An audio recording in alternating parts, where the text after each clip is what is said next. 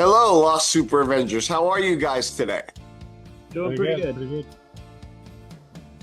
good. I'm stoked to. It was hard to track you down, and I've been following you, and I'm like, I get a lot of in touch with a lot of bands on Bandcamp, and there was only a few I could find, but you guys are pretty impressive. So I'm so very happy that you came on the show. First, before we go any further, introduce yourselves, what instruments you play, and tell me a little bit about Lost Super Avengers. Oh, well, I'm Guy. I go by Guy in the band. I'm the drummer. Originally from California, but living here in South Texas. My name's Charles. I'm aka Buddy in Lost Superavengers, and been living in Texas most of my life, but I've spent time out in California. Fell in love with surf music when I was a kid, listening to Ventures LPs, and been on that road ever since. Awesome. How would you describe your brand of surf music? I know what the impression that I got from it, but I want you to describe it for the viewer if they want to go check you out. I'd have to say edgy, but comedy with a melody. We try to entertain, so we have little antics and choreography and stuff like that on stage. So we try to keep it fun and lighthearted. So a lot of kids actually love us also, and it's been pretty fun playing for everybody.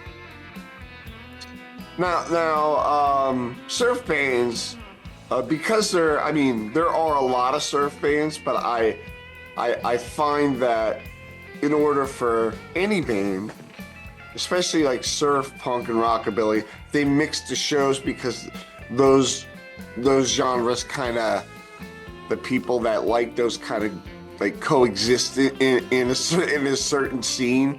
Yeah. How is that important for you guys when you come across people who may not be into surf as much as you, but they come and they see your show and they're like, oh shit, I didn't even know about this. I think that's kind of where we picked up the gimmick with the masks. I mean, we started off as a Low Straitjackets cover band, like just kind of doing tribute to them. Yeah. But the more we started writing our own stuff, when we put our album out in 2009, that was the main thing we decided, like, let's keep the Lucha Libre masks going, because we would be playing like on 6th Street there in Austin, or even on the Red River District, and we'd see people just kind of like be passing by, and then they'd look in, and they would back up and look again, like, what the hell, and then they'd come in, and so I mean, that's kind of how we got the common people in, like the more common crowd to come in and check us out. And just word of mouth, I mean, just kind of spread around after that. We started picking up more people that were into like the retro rock scene. So we got a lot of people that were rockabilly fans, and it just kind of picked up a little bit from there. That's awesome. That's really cool. I am interested. I think I have an idea of where you work, but I want you, because creative types often work in a creative environment, and that looks like exactly where you are right now. Yes, I work in an embroidery and print shop. Nice. Like a screen printing shop? Yes. What are some of the crazy stuff that you've printed on? Currently right now we're doing embroidery on a cover for a sheep. So they're doing like the livestock auctions and stuff, and they have the competitions and everything. So the sheep have like these kind of like I guess shirts or shrouds. I don't know what they're called, but they kind of cover them up with them at night and stuff. So they're actually, my sister's actually in the back. She works with me. She's embroidering some stitching on one of those for one of the sheep. So it's got to be one of our crazier ones. So tell me about how long the band's been together, and how the two of you got together to make the music.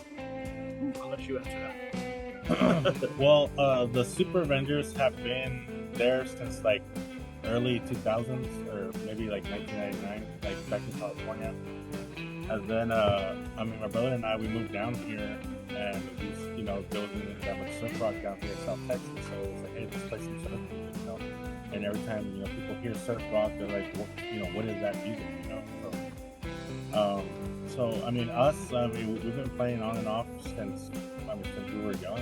2003, I think. Yeah, so, the band Los Superavengers, we didn't really start the band until 2000, maybe mid 2007.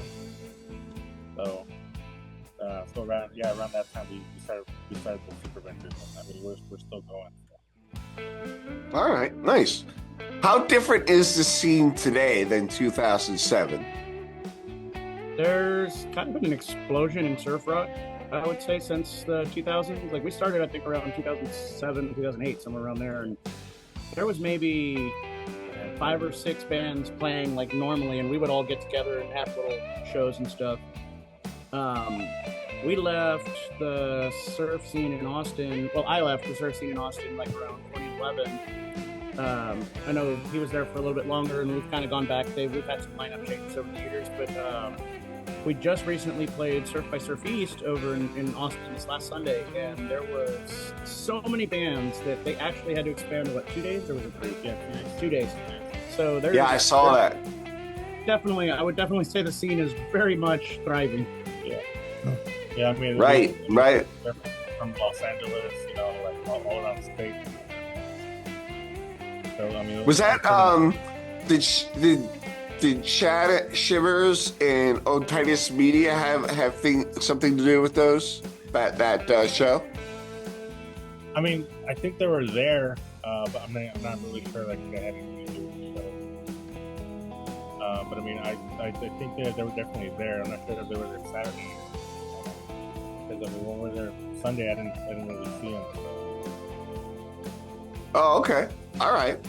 So tell me what that was like being a surf band from South Texas and going there and seeing just like a wave of surf fans and like being amongst your people.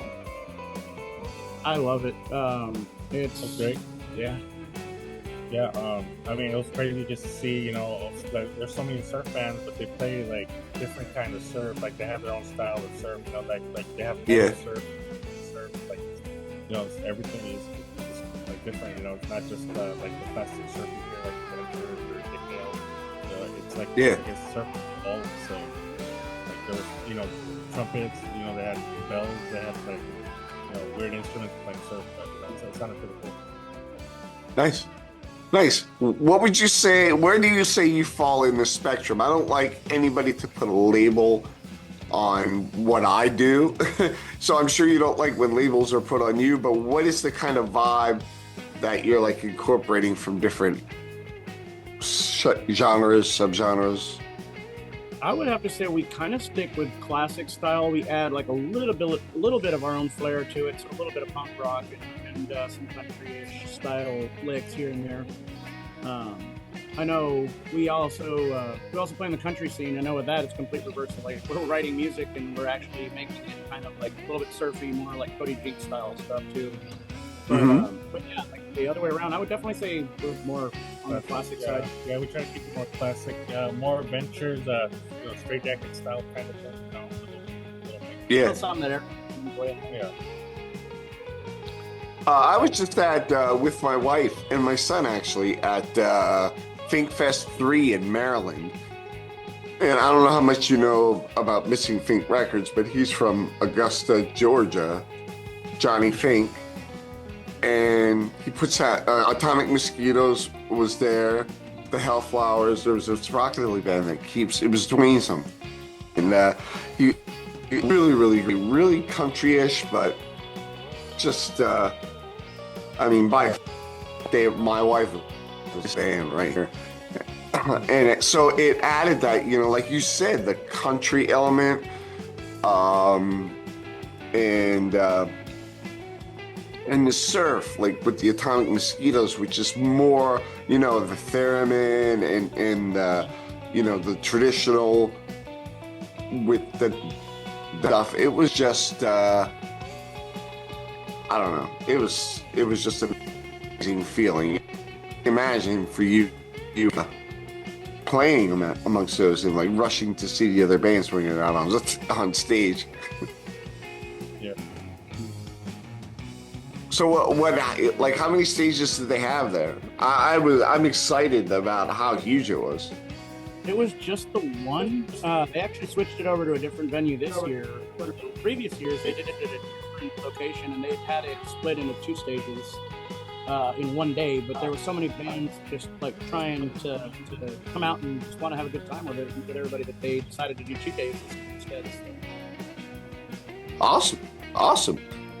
So what are your plans for the summer? I know spring is going to be, by the time this airs, spring will be wrapping up pretty soon, and we'll be in summer. Like, what are your plans?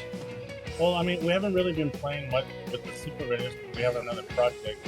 Like you said, we play country music, also. So I mean, that one's been taking off a while, but we're trying to get back into playing some more surf rock. Try to get more shows and everything. Since recently we purchased this band, so we can travel wherever.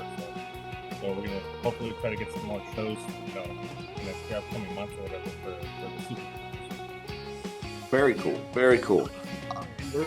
We're basically just trying to see if we can start touring the Texas coast again, and maybe hitting Austin and some of the other places we used to go, and getting something going in between shows with the country band pays the bills. So I mean, we have an opportunity to kind of stretch our legs out and have some fun. And personally, I'm trying to see if I can get us back into the studio finally in the fall, so that we can start working on our sophomore album. It's been too long between that one and our first album, so we're hoping to finally get that one going and get it underway. Do you have the tracks written? We've got 3 or 4, and we've got a whole bunch of stuff just kind of set aside that we're just like, hey, this riff sounds good, and that's kind of how we started with the first album. We just would say, hey, like let's work on this riff. I came up with this, and then 20-30 minutes later we'd have an entire song written. So we're hoping to kind of get back into that same groove and get something out. Yeah, we were actually in the studio the first time, and we were like missing like 2 more songs, and we just wrote them there in the studio. Yeah, mm-hmm. Oh, nice. Yeah. So do you put out the albums yourself? Well, we worked the first record. We worked with Deep Eddy Records there in Austin. They were a big help helping us get underway with promotionals and stuff, get it all set up. This next one, I'm not sure we're going to go indie, or we're going to try to see if we can rekindle that relationship with Deep Eddy and see what we can get going. But we'll definitely be keeping everybody posted with it on Facebook and everything. So. Cool. One last thing before we go. What are some of the, obviously, a lot of people, most people that are into surf are very open-minded, and they explore different genres in translating them into surf music. What are some of your standards that you like to throw in the set to kind of like other styles of music, other genres of music that you like to play surf versions of? I mean, at this point right now, it's been more, I think our heaviest influences have been the Ventures and definitely the Straight Packets. And that was back in 2008, 2009 when we were writing then. This now, going back into it, I'm kind of excited about it. It's picked up so much over the years. Because we've done so many projects. We've played like in blues bands, so we've picked up more Stevie Ray Vaughan style licks. I mean, country, we're picking up Cody Jinks and some of the other darker westerns. So like, I'm kind of interested. I'm kind of intrigued, and I'm definitely excited to see what we're going to come up with, because it just kind of, with us, we just have this vibe that it just kind of flows out of us. We don't really sit there and think about, let's like try to write something in this genre. Like, we just kind of think of something and then we just go from there, and it takes off. So I'm kind of excited to see where our musical journey is taking us and where it's going to lead us. Yeah, the way it works sometimes is, I'll sit there on my drum kit and I'll just start playing like a surf beat, and my brother will just start playing a riff. So this guy will come in with the riff, and the bassist will come in with the riff, and that's how we kind of make the songs, or he'll start playing a little beat, some power picking, and then, I'll come in with the beat, and then that's how we start, writing the song. Very cool.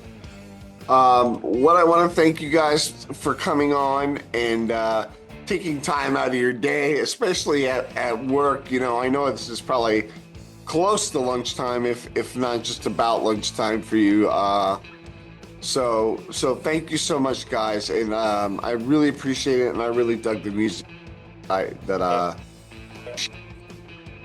Yeah, thank you. I mean, if anybody wants to follow us or look us up, I mean, we're on Instagram and on Facebook, and maybe sooner or later we'll make a TikTok account. We need to get a TikTok. With the Superavengers. Yeah.